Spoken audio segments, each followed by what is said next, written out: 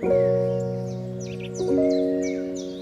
years ago, I moved here in this area, and the first thing that stood out to me was this beautiful river with this amazing orgasmic nature.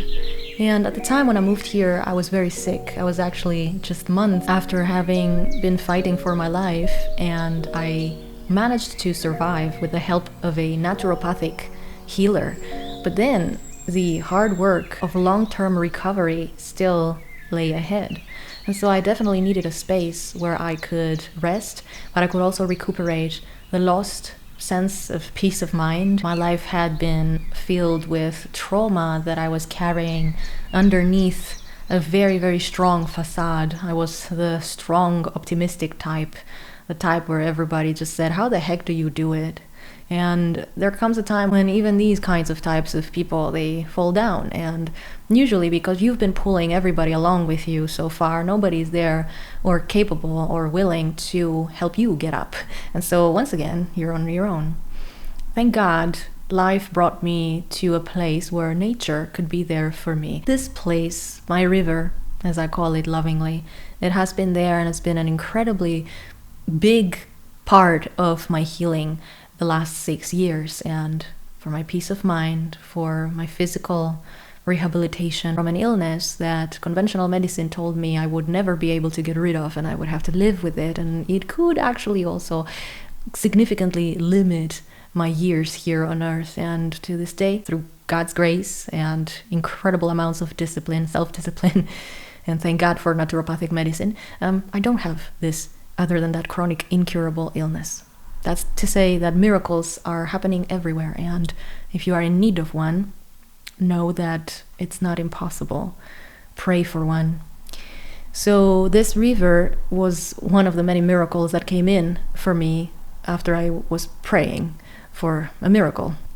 And I was moved here in the middle of the pandemic, and everything was frozen and on halt. Nothing was functioning. And somehow the circumstances fell into place and a path was made for us to move here. And I had no idea that this beautiful river was actually just steps from my home. And so for years now, every single day, I would just get up first thing in the morning and I would just go and sit by the river and pray and meditate, and just allowing my field to be refilled, rejuvenated by the miraculous power of nature. Until 2 years ago, some very, very nasty things started happening, and I did not understand at the time that the challenging experience that I started having there by the river, that they were part of an initiation. That spirit, my life, my purpose, was calling me to start doing planetary grid work or earth healing. I couldn't see it. I was so preoccupied with being an energy healer, like working on one-on-one on people, and I couldn't see that something is calling me that is different, that I hadn't considered before. What I have been given to understand in the meantime is that this river area is a powerful vortex of energy. It's a location that has the ability to amplify whatever you encode in it. It has a healing and regenerative force, and I know that firsthand because I got to experience it. A big factor for the fact that I healed so fast and so miraculously this place, it has actually been a huge factor in my healing. It does have a healing energy. It does have a restorative, regenerative power, more than any other actually natural place that I go here around. You can try to go to the forest, you can try to go to the park. There's plenty of beautiful areas here full of nature. When you go to the river, it's a completely different energy, and you feel it is a vortex of power. And what happens with places of power like this, I have noticed, is that negative forces also often covet such locations, very much like with people. If you have this incredible light, if you have this power, everybody will want to have it for themselves, or they will want to use it for their own agendas. And if they can't have it, they are going to seek to destroy it even. We have seen this many times before. This is not a story that I can say and you can guys go, "What are you talking about? You know very well what I'm talking about." And the same applies to places, I have noticed. So places that are really filled with this beautiful regenerative healing energy and amplifying energy. I think that the negative forces are seeking for places that have this ability to like act like a mirror, where whatever you put on it, you encode on it, it just amplifies it, multiplies it. It creates like this force that it reverberates outwardly 3 times, 10 times. I realized that also early on when I would go to a very particular little corner and I would pray always there. I would pour my prayers and I would be speaking prayers over the water, and I really felt that. And I also saw that clairvoyantly, also closing your eyes, seeing the field around you with your inner side. I saw how my words, they were shaping a vortex. That vortex was sitting in an already there available field, and it was becoming like this amplifying shield. And by the way, Spirit showed me that in 2022, when we had these incredible, awful floods here in Germany, where even just 20 minutes away from us, people lost their livelihoods, people lost their lives. It was such a flood we've never seen before here in Germany, at least me in my 10 years of living here. So interesting that our area here, nothing happened. And back then I had asked my spirit team, how is it possible that this whole like flood and storm passed and it didn't touch us? And I was shown back then already this vortex, kind of like a shield over this area. Spirit had shown me that where your prayers have gone, this place is able to amplify those prayers and created this shield that actually protected the area, believe it or not. This goes to show that we can work with our environment and we can imprint intention, and we can, if you know where to go, if you can sense the environment where it has like power places, and you can go and you can encode very intentionally energy into the space, you can create powerful shielding, the likes of which negative forces cannot even fathom trying to hijack. But as with everything, free will, our consent can be hijacked, and this can become the way in for negative forces to enter a space that, other than that, may actually be a sacred space. For me, this river was a sacred space. And then in 2024, I was approached by a woman who tricked me on so many levels, but it was a great lesson in discernment. Friends of Elina's Alchemy from the earlier days and before I took down most of my videos in January 2026, I had posted videos about that story back then. And so this person entered my life posing as a healer, and she was a trained healer on paper. I didn't realize back then that not all healers work for the same agenda. And so there are many people who think that they work for the light, but they work with false light, and they are well-meaning, most of them, and they don't realize. But you have to have, I think, a certain type of ego that is a little bit out of control. You have to have a certain narcissism. I see that most often, at least in my particular experiences, people are usually hooked through that. And if you are a person that actually does honest self-reflection, and you're the kind of person that you are open-hearted and you don't have a problem with saying, you know what, I messed up, I'm sorry, forgive me. Usually these forces, even if they lure you in, eventually you find your way out. But people who are having a certain type of self-importance, shall I say, they're always right, they are great, and everybody else is below them. They will never find a way out of false light, because false light continues to enable them. And so they feel they're so special, and all the while they're working with forces that are actually operating in very dark ways beneath a facade of love and light. So a person that was operating under this agenda actually entered my life in 2024, and we became friends, and I went to healing circles with her, and I invited her over to my river. My river was a sacred space. I never had invited anybody in. You're gonna tell me, Elina, it's a public place. Anybody could go in there. It's not like, Yes, but I invited her in specifically with the intention that we would sit by the river and we would do energy healing work. It came up as a beautiful idea, seemingly, hey, come on over and let's bless the waters. I bless the waters every morning. Want to come with me and we bless the waters together? Spirit has shown me in the meantime that was where negative energies were able to enter the, other than that, very well shielded sacred space of the river. And this woman, whether she realized it or not, probably she did not realize it, she was imprinting onto the water energies that worked opposite to what I considered guardian consciousness, which is the consciousness that I work with. Basically, this blessing of the waters that she did, and it's so interesting because I just let her do her thing because I trusted her, and she was like, okay, I'll bless the waters today. Apparently, what happened was she embedded and even claimed, quote unquote, the area for certain negative forces that once the anchor was there, they were now just coming in, and yeah, that was a place that they now had access. I did not understand that this had happened back then, and immediately I noticed, really like the next day, going in there in the morning and sitting down to do my normal prayer, I noticed that there was an incredible dissonance. The energy was chaotic, my mind was going like crazy, and I thought, oh, I just need centering. I thought it's me, and I really focused so much on working on me, and I completely missed the point that there was infiltration in my sacred space. And so I started having very nasty experiences there. Suddenly my sacred space was not safe for me anymore.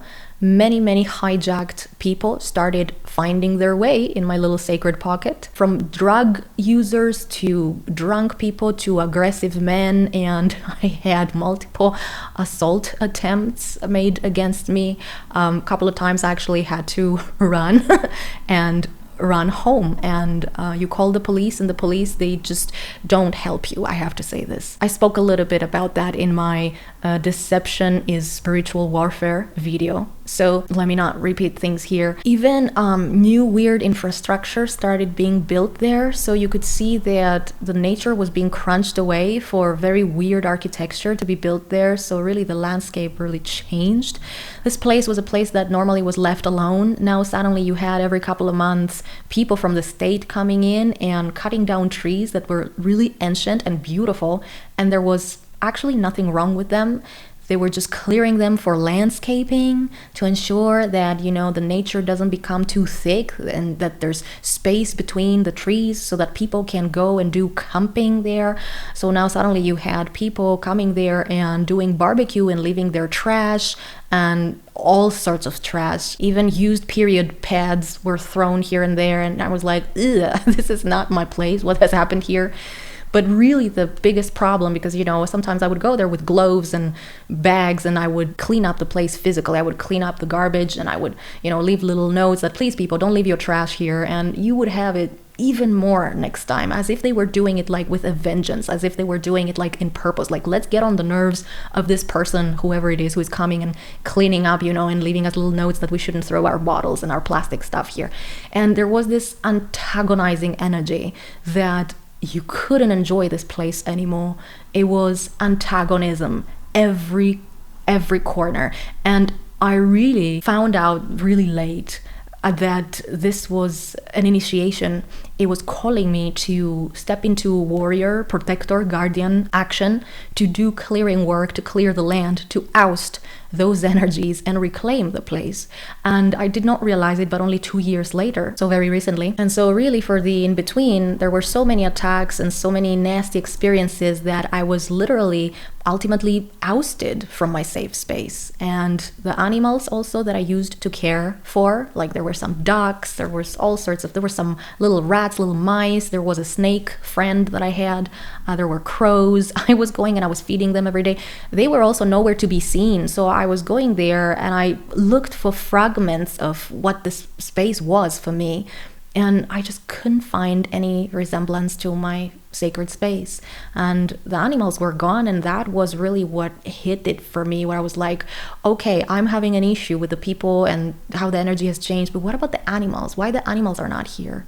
And it's so interesting because once I went ahead and I cleared the place, even the animals returned. And I'm going to proceed to tell you about my experience of clearing that place and really going with determination and overcoming my fear, because really I was scared by then, because I had experienced, as I said, even like physical assault. And one time I went out with the intention to film a video, and I had my camera and everything with me, and 3 guys who were obviously taking drugs, because some people who abuse certain substances, you can see on their skin they have like these very particular wounds. And so these three guys, they really tried to come at me, and there was an older man, older, not old, like I guess in his 50s, 60s, older than me. And thank God he was there, and he literally saved me.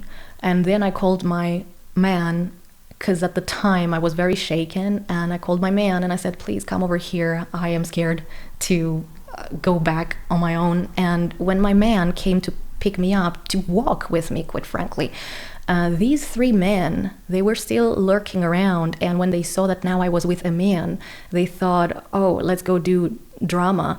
So they approached us and tried to beat us up with, they had like these sticks, and they had opened a fire, which is actually illegal, it's not allowed. And they had these sticks that they had also set on fire. So they came at us, three men with burning sticks, and preparing to beat us up. And both myself and my partner, my partner is professional martial artist, and I know how to fight because he has taught me.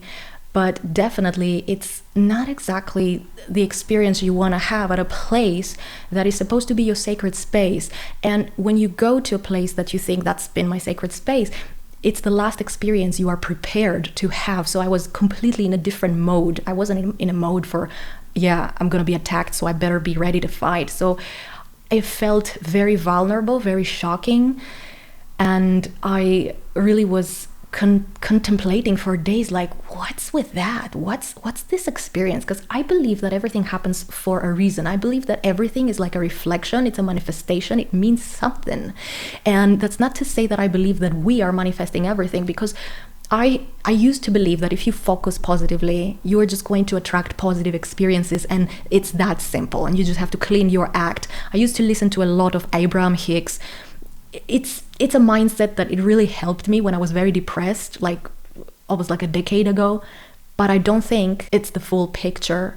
Not when we live in systems that are fascist, perverted, corrupted, that seek to victimize others. So I feel like our experience can be hijacked. However, this usually is part of an initiation into some archetype that we are to step into, that maybe at the time we really can't see. Back then, for me, it was the grid worker archetype. I had been doing earth healing for a very long time, but I never really thought about it like that. I'd never thought that, there would be antagonistic forces that we would really have to kind of like battle each other out over, hey, I'm ousting you out of this area and I'm claiming this area. And so when that happened to me, when forces infiltrated this space and basically ousted me and everything else that was beautiful and good. I told you, like, the animals or the kind of people that were, I used to meet always, like this lady with her dog. It was very beautiful, and suddenly all the good people were gone and all of the junkies and the weirdos and the criminals were there. So because at the time I was very much still in my love and light era, I did not understand that I was being asked to step into spiritual warrior. And I had to go there and reclaim the area for the life impulse and to oust the negative imprints. The thing is, and I had endless conversations about this with spirit because it really clashed with everything that I knew until that point. Like, I knew that, if everything is love and light, if we are all one, if I attract, then how the heck did I attract this? And then also, what is my role? What is the right thing to do? Is it right to fight? Shouldn't I just be superior or more in love and light and just let things go and just remove myself graciously, gracefully, and just go somewhere else? And I would get the same message all the time, and I really didn't want to hear it, and I resisted it until really the experiences kept piling up until I would get it. And at some point, really, Spirit very lovingly but firmly told me, when are you gonna get it? You have to learn to break some bones. You have to learn that even amongst the highest spiritual levels, there is actually this truth that God is life, and ultimately all anti-life forces will have to either accept to rehabilitate themselves, or they will have to be annihilated.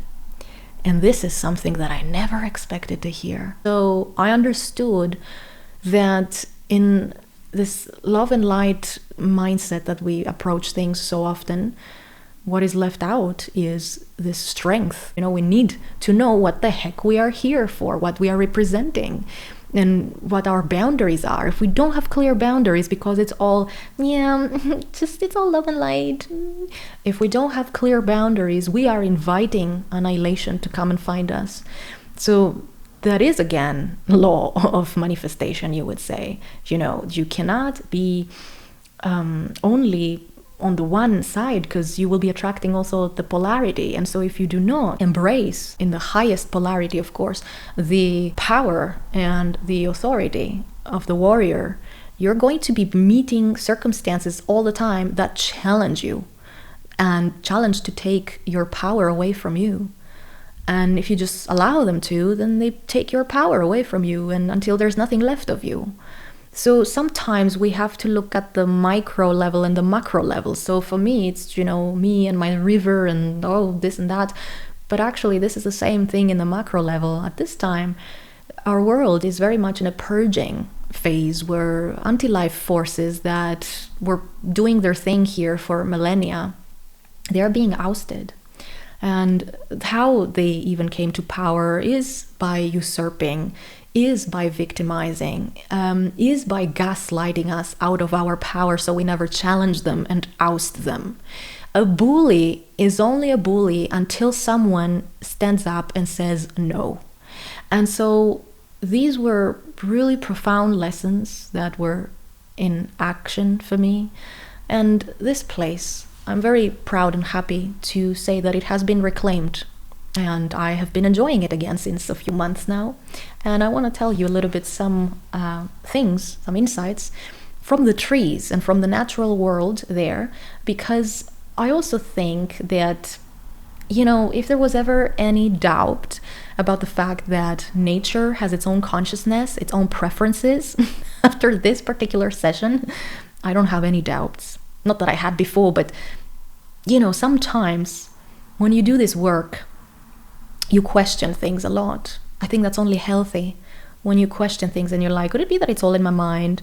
But when you notice actual real life shifts after energy shifts, you're like, no, that's all the proof that you needed. First order of the day was that the waters need to be cleared. The waters needed to be rehabilitated and reclaimed for the organic God source, because there were this false light infrastructure, energetic, etheric infrastructure that had been imprinted, really like light language, but negative light language, if that makes sense. It had been imprinted on the waters, and so the waters needed to be cleared and reconsecrated. I ended up reclaiming also a whole other big area behind the river, some paths that were for bicycles. So basically you understand that when you do this work, you end up actually doing good also for many other people, okay? It's not just me reclaiming my river so that I can go there. It's also the people that are there, that they're also protected energetically. So this is actually now a hub for organic God source. There were earthbound spirits from Celtic histories and other histories, but I'm always surprised to find Celtic timelines here in Germany. The Celts, we know they were mostly like in the UK, but I have found that this particular place, there was a time there was nothing here. It was really just crazy nature. There were Celtic people here and nobody even knew that they were here. So they were very covered. They lived with the natural laws. Then the Roman Empire happened, which ruined everything everywhere, wiped out Celtic people. And at some point from the 1800s and on, they found out that there is coal underground, and they came and they completely destroyed this place by digging it up. And then the whole coal mining industry started, and it made this area here in North Rhine-Westphalia, it made it so rich, really industrial revolution. And the earth here held incredible amounts of trauma because of the industrialization of the area. I even found organic dragon energy in stasis, as we call it, which we mean it's asleep, and it actually needed assistance to reawaken, to come online, which I focused on doing with light language. Light language started pouring through,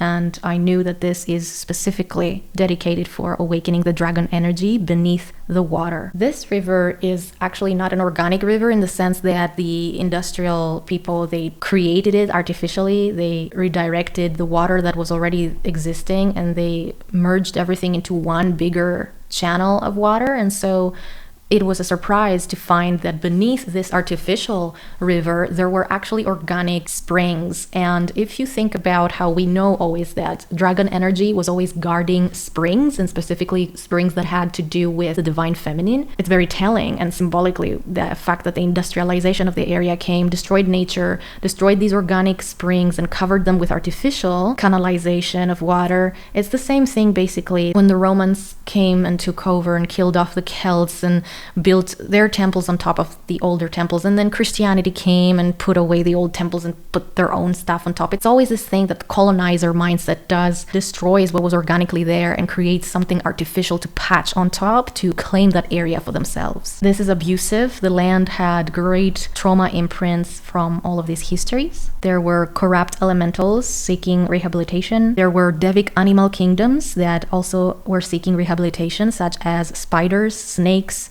a kind of brown shiny beetle, bees, cormorants, oak trees. Specifically the oak trees, they showed me that they wanted to be disconnected from being associated with the worship of the god Thor. And there were some trees that actually offered to act as anchors for transit gates. Transit gates, we install them in order to clear a place from negative energies, from entities, from spirits. I'm actually talking about a lot of these topics in my Planetary Stewardship one-on-one series of classes in my membership, Sacred Alchemists, it's called. And so if that topic is of interest to you, feel free to join me there. I think you're going to learn a lot of things through these conversations. And so another thing that needed to be addressed in this area was that the elemental forces were angry. And this was the trees particularly needed emotional healing, believe it or not. I had to actually do energy healing on trees and the soil in itself, rocks, stones, but mostly the trees. They were very angry, disheartened at how humans had been acting. Also, usually, when I go to a place, I have to sit and acquaint myself with the landscape, but this time it worked like really fast because this place really knew me. So it was very easy for me to have this heart opening happening where the landscape would communicate to me what was in its heart, if that makes sense. So the land had sadness and it had anger. There was this message of like, we don't understand why, like how is it possible that there's so much disconnect in the hearts of people where they have become like orcs, I was getting, the spirit world will give you impressions, but how your nervous system interprets it, it has to do a lot with what is like, what are the contents of your subconscious. And so I am a Lord of the Rings fan, so it really, for me to understand the concept that the trees were showing me, I was shown like the people have become like orcs, annoying, disrespectful, and as the trees in Lord of the Rings were saying, like biting and burning and hacking and cutting down. And so the trees were really like, we really don't understand how humanity became like this, that they damaged the earth to that extent. We feel lonely, we feel loneliness because people don't speak with us anymore, and they don't listen to us either. We want to be consulted first before there's like major changes, such as, cutting down trees for clearance or for aesthetic reasons. There was a lot this feeling of like nobody considers us anymore, nobody consults with us anymore. They were very mad and sad and disappointed that trees are being cut down even though there's nothing wrong with them, but it's really just for landscaping. And I know this from previous work with trees. I know that trees are able to move. They don't stay static. They are able to move through the root systems and they can go elsewhere. So if you give them a notice that, hey, we're going to cut it down, they will make their own arrangements so that their spirit can move on and go somewhere else. But if you don't communicate with the trees, they don't know what's going on. So it's literal murder.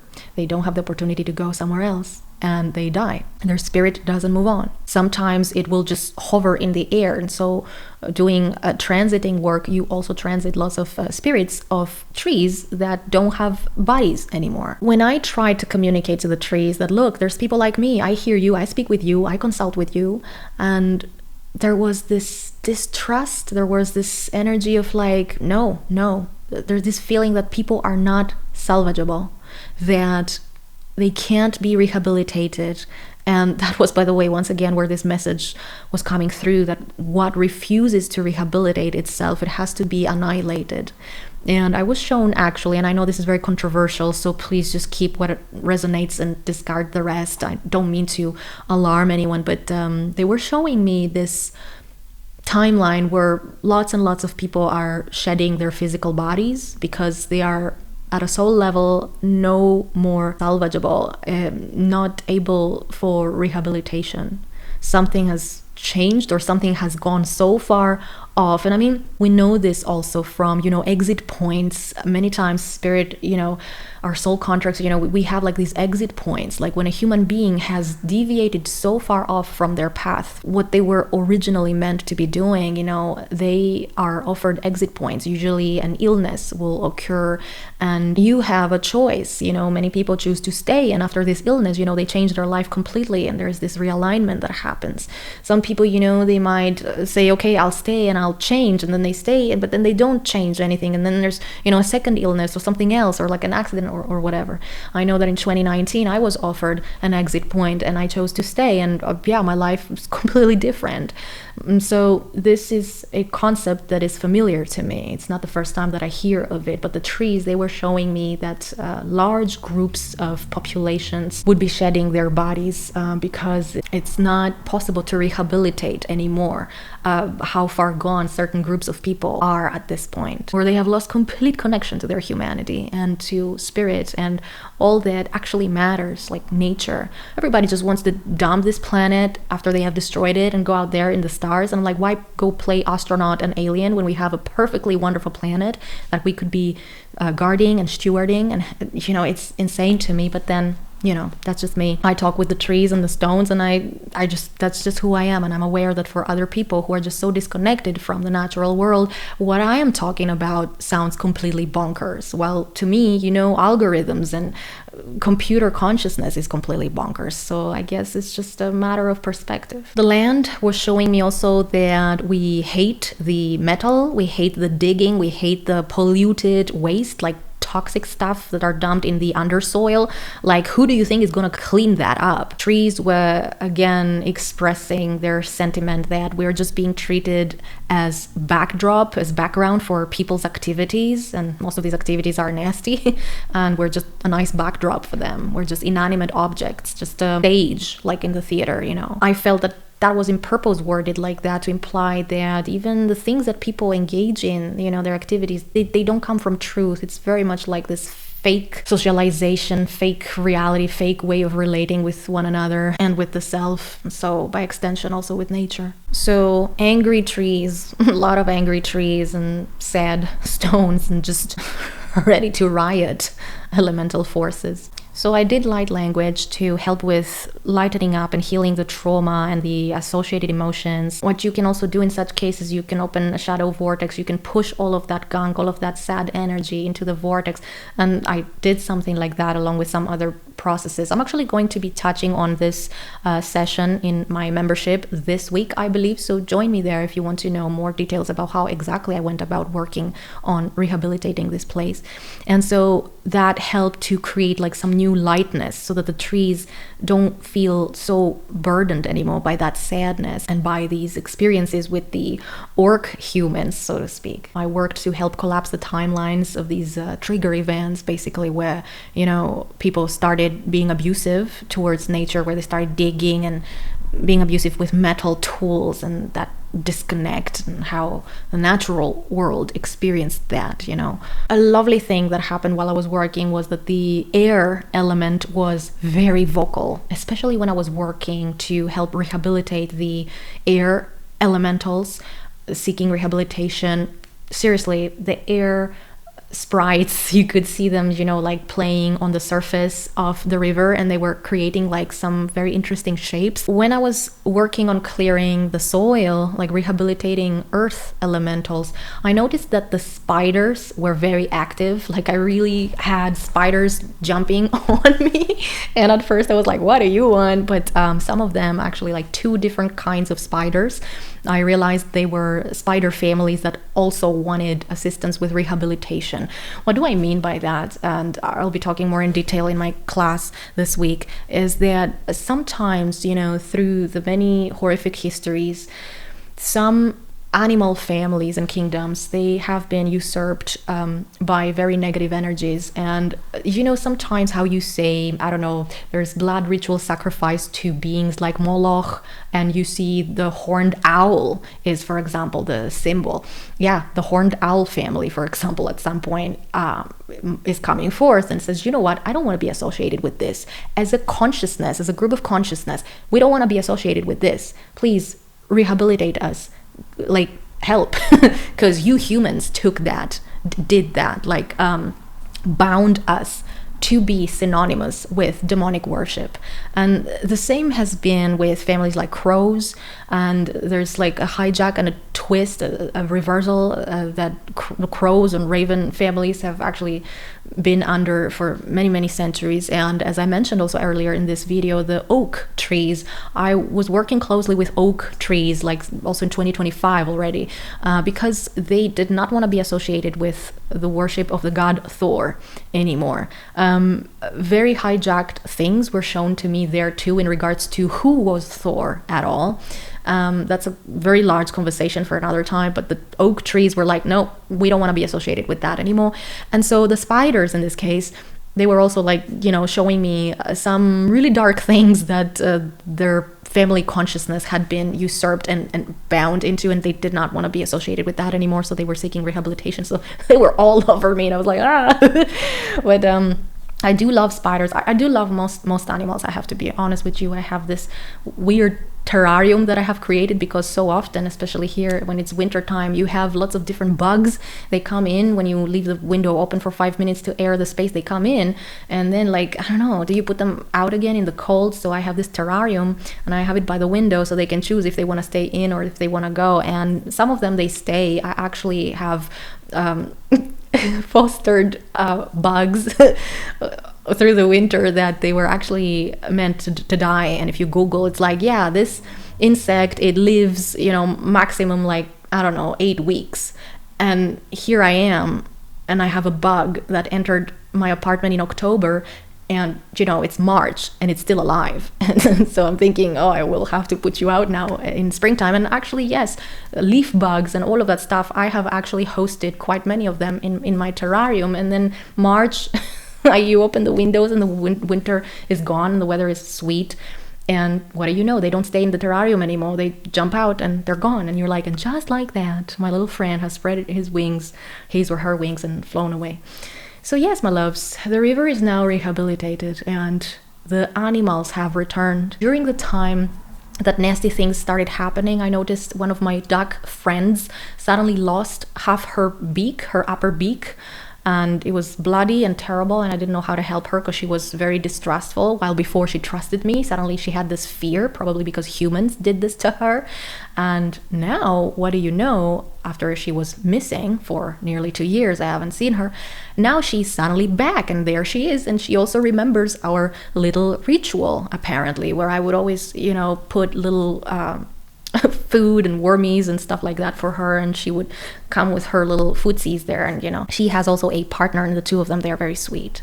So yeah, my loves, thank you so much for watching, and I hope this was fun, but it also helped to inspire you a little bit to consider your possibilities as a guardian of the earth, as a healer, what you could be doing, what you could be learning in order to contribute to being a positive steward of our planet. Starting small, with the little areas around our homes, and just doing our part wherever it is that God has placed us on this earth. And so I love you all, and I send you much love and light, and I will see you hopefully here again soon at Elina's Alchemy. Until then, goodbye for now.